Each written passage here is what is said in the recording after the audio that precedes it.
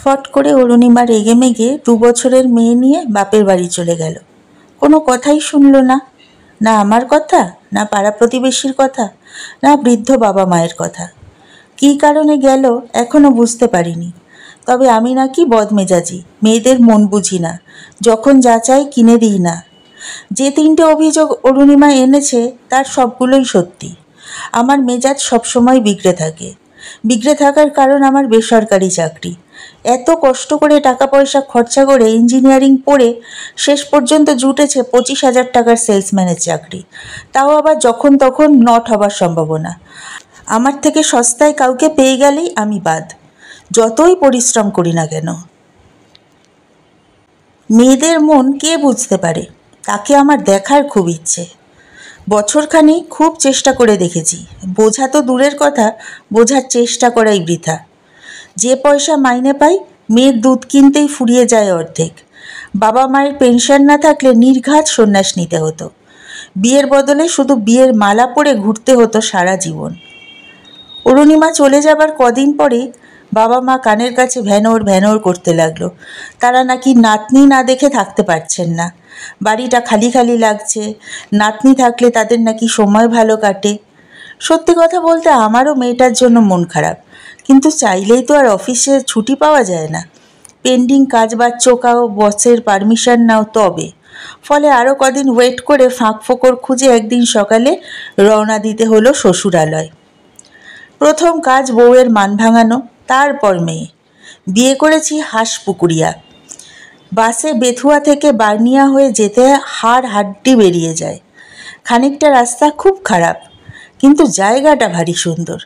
জলঙ্গি নদীর পাড়ে শান্ত নিরিবিলি একটা গ্রাম। বর্ষার পরপরই বাইচও হয়। বার্নিয়া বাজার থেকে মেয়েটার জন্য কিছু খেলনা কেনা হলো। আরবেতাই থেকে বড় বড় রসগোল্লা কেনা হয়েছে। বেথুয়া বাসস্ট্যান্ড বাজার থেকে কিনে নিয়েছিলাম বউয়ের পছন্দের এক গাদা লাল লাল গোলাপ। বেলা 11টায় পৌঁছে গেলাম হাঁসপুকুরিয়া। ভয়ে ভয়ে হাজির হলাম শ্বশুরবাড়ির গেটে, অরুণিমাদের বাড়ি।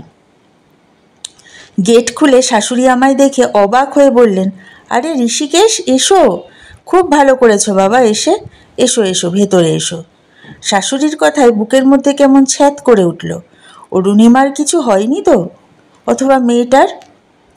প্রথম মিনিট 10 পরে পা দাপাতে দাপাতে এলো অরুণিমা।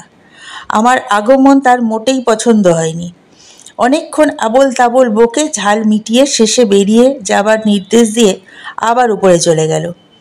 মেয়েটাকে না দেখে কি করে যাই, তাই বেহায়ার মতো বসে রইলাম অনেকক্ষণ। শেষে শাশুড়ির জোড়াজুড়িতে, শ্বশুরের বকাবকিতে অরুণিমা মেয়েটাকে আমার কোলে এনে দিল। মেয়ে সম্ভবত ঘুমিয়েছিল, ঘুম থেকে তুলে এনেছে। মেয়ে আমায় একবার দেখে হাত বাড়িয়ে ঝাঁপিয়ে কোলে এসে একবার হেসে ঘাড়ে মাথা রেখে আবার ঘুমিয়ে পড়ল। মেয়েটার কপালে হাত রাখতেই আমার বুকটা কেমন কেঁপে উঠল। ওর গায়ে বেশ ভালো জ্বর, মুখটা শুকিয়ে গেছে, চোখে মুখে কেমন একটা আতঙ্কের ছাপ। আমি অবাক হয়ে বললাম, মেয়ের গায়ে তো ভালো জ্বর। ব্যাস, আগুনে যেন ঘি পড়ল। ঝাঁঝের সঙ্গে অরুণিমা বলতে লাগলো, জ্বর হলে আমি কি করব? 10 দিন হয়ে গেল ডাক্তার দেখাচ্ছি, না সারলে কি করব? আমি আর কথা বাড়ালাম না, তর্কে বিতর্কে গেলাম না। সত্যিই তো ডাক্তার দেখাচ্ছে, না সারলে অরুণিমার কিছু করার নেই। মেয়েটা আমার কোলে একেবারে লেপ্টে আছে। ঘুমন্ত মেয়েকে কোলে কতক্ষণ বসে থাকবো? শুয়ে পড়লাম ওকে বুকে জড়িয়ে। মিনিট 20 পরে অরুণিমা সেজেগুজে এসে ঝাঁঝের সঙ্গে আবার বলল, বাজারে ডাক্তারের কাছে যাচ্ছি, এসে যেন আর না দেখি। মেয়েটা আমার বুকের মধ্যে একেবারে ছোট্ট টুনটুনি পাখির মতো পরম নিশ্চিন্তে ঘুমিয়ে আছে। একটু নড়াচড়া করলেই চমকে উঠে খামচে ধরছে, যেন ছেড়ে পালাতে না পারি। কখন যেন আমিও ঘুমিয়ে পড়েছিলাম।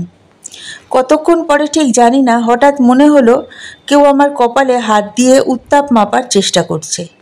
চোখ মেলে দেখি অরুণিমা। একবার আমার কপাল, আরেকবার মেয়ের কপালে হাত দিয়ে পরীক্ষা করছে। আমি চোখ মেলতেই কটমট করে তাকিয়ে অরুণিমা বলল, চুপ করে শুয়ে থাকো, মেয়েটার জ্বর মনে হচ্ছে ছেড়ে গেছে, একদম নড়াচড়া করো না, বলেই হনহন করে উপরে উঠে গেল। আমিও একবার মেয়েটার কপালে হাত দিয়ে দেখলাম, না, জ্বর নেই। আরও ঘণ্টাখানিক পরে মেয়ে জেগে উঠে আমার ঠিক পেটের ওপরে বসে বারবার তাকিয়ে বলতে লাগলো, বাবা বাবা। ভালো করে তাকিয়ে দেখি মেয়ের চোখে জল। ওর চোখে জল দেখে কেন জানি না কোথা থেকে বন্যার মতো আমার চোখ দিয়েও টপ টপ করে তপ্ত জল পড়তে লাগলো। ওইটুকু মেয়ে কি বোঝে, আমার চোখ দুটো মুছিয়ে দিয়ে আবার বলতে লাগলো, বাবা বাবা। কি মনে করে অরুণিমা আবার ফিরে এসেছে।